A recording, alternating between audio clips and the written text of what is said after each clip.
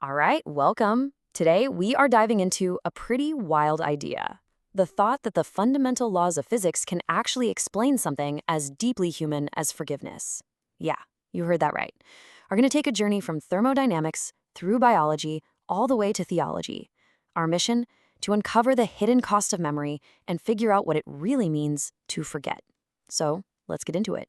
So, let me start by asking you a question, and I want you to really think about this for a second. What does it cost to forget something? I mean, truly forget it. To completely erase a memory, a debt, a piece of history. What's the price tag on that? Now, our common sense, our gut feeling probably tells us nothing, right? Forgetting is just passive. It's effortless. Something just fades away over time. But, and this is a huge but, the laws of physics completely disagree. They say forgetting isn't free. It has a price, a debt that the universe always collects. And today, we're going to find out exactly what that hidden cost is. Okay, so our whole investigation kicks off with a really core principle of physics. I'm talking about a rule that's so fundamental it governs, well, basically everything, from the chaos inside a black hole all the way down to the neurons firing in your brain. It's called Landauer's principle, and here's the best way to think about it. You know when your computer deletes a file? Well, every single time that happens, it has to generate a tiny, tiny puff of heat. And that's not a glitch, it's not a bug in the system, it's a fundamental law of reality. Erasing information, any information, has a non-negotiable energy cost. It's like the universe is this incredibly meticulous accountant and no transaction goes unrecorded. So what's the big deal here? Well, this leads to a pretty mind-bending implication. It means that information isn't just some abstract idea floating around in the ether. No, it is physically tied to matter and energy. It's real. It has a physical presence, and because of that, it has a cost. Okay, and if we accept that information is physical, then it just follows, right?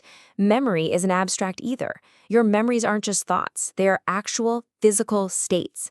They're structures inside you that have been built and crucially have to be maintained. So, this brings us to the key takeaway of this whole first section. Forgetting is not a passive process. It's not a slow fade to black. It's an active, energy-intensive act of demolition. Think about that. Every single time you forget something, your body is making a payment to the laws of thermodynamics. Okay, so let's pull this out of the world of theoretical physics for a minute and bring it right into our own lives, into us as living, breathing organisms. If memory has a real physical cost, then the big question is, where in our bodies is that bill actually being paid? Well, first things first, we kind of need to expand how we think about memory. We're not just talking about remembering your first kiss or what you had for breakfast. In this framework, memory is way broader. It's any irreversible history that constrains your future behavior. A broken bone that heals with a little lump, that's a memory. It's history that has literally been written into your body. And once you start looking for it, you see this kind of memory everywhere in the body. Think about it. Your immune system remembers a virus it fought off. Your muscles have muscle memory for riding a bike. Trauma can literally create new physiological set points in your nervous system. Heck, the very fact that a cell becomes a heart cell instead of a skin cell, that's a form of memory. All of these are just past events physically limiting what can happen in the future. And this leads to a really cool conclusion. Because the energy cost for maintaining all of this memory, from your immune system to your muscle habits, is paid for by your entire metabolism, well then memory can't just be located in your brain. It can't be. It has to be a property of the whole organism. The entire system remembers as one integrated unit.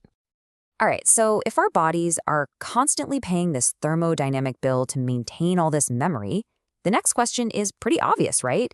How? How does the body pay for it all? What's the actual currency here? The answer, and this might sound a little strange at first, is blood. But we're not talking about blood as just simple plumbing that pipes stuff around. Oh no. Think of blood as the body's entire logistical network. It manages the whole economy of memory. It's what delivers the energy, hauls away the entropic waste, synchronizes the timing across all our different systems. It even carries the signals that can rewrite our biological software. It is the payment medium. And this completely reframes that ancient statement, right? The life of the flesh is in the blood. Suddenly, that doesn't sound like a poetic metaphor anymore. It sounds like a precise, structural, almost scientific claim. And why? Because blood is the very system that pays that constant thermodynamic cost just to maintain our embodied history, our life. And this isn't just an abstract idea, not at all. Think about it in a very real-world way. If you reduce blood flow to the brain, what happens? Consciousness and memory start to fade. But when you restore that blood flow, they come rushing back. That physical link is absolutely undeniable. Memory is not some ghost in the machine. It is profoundly and fundamentally embodied. All right, now let's zoom way, way out to the biggest scale yet. Because if memory has a real cost that has to be paid over time, this whole framework starts to fundamentally change how we should even think about time itself. See, when it comes to dealing with its own history, with all the damage and change, life really has two basic choices. The first is regeneration. That's where it selectively erases damage it forgets while preserving its core identity. The second choice is accumulation. This is where it just layers repair on top of damage, refusing to let go of any of its past states. You know, this is the logic of a scar, and at its most destructive extreme, it's the logic of cancer. Now, both of these strategies obey thermodynamics, but only one of them, regeneration, actually leads to life flourishing. And this brings us to a totally new way of looking at time. What if time isn't just a neutral clock, just ticking away in the background? What if time is more like a ledger? A cosmic accounting system. A ledger doesn't just ask, when did this happen? No, it asks much deeper questions. It asks what states from the past are still persisting into the present, and maybe most importantly, who is bearing the cost for that persistence? And so now, here we are. We've arrived at the final and maybe the most audacious connection in this entire framework. The point where the physics of forgetting slams right into the theology of forgiveness. Because if you followed the logic all the way here, it leads to one startling conclusion. If forgetting has a real physical cost, then true forgiveness, the actual erasure of a moral debt, it just can't be some cheap, abstract gesture. It can't be free. The account has to be settled.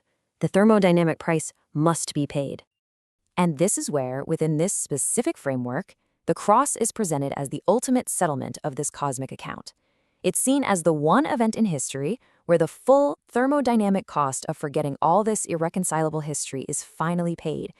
But it's not paid by the one who owes the debt. It's paid by a third party.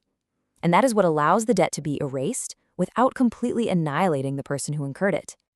You know, this is why a quote like this one isn't interpreted as some kind of mystical time travel. It's seen as a change in accounting. The believer's debt, their ledger, is literally moved from their own account and reconciled under an account that has already been paid in full. It's a pretty profound act of cosmic bookkeeping when you think about it that way. And so, this whole journey leaves us with a really deep question to ponder. If every piece of history, every memory, has a physical cost that must be paid, what does it truly mean for a debt to be remembered no more? Well, this framework suggests something pretty powerful. It doesn't mean the debt was just magically waved away for free. It means the full, physical, thermodynamic price was finally and completely paid.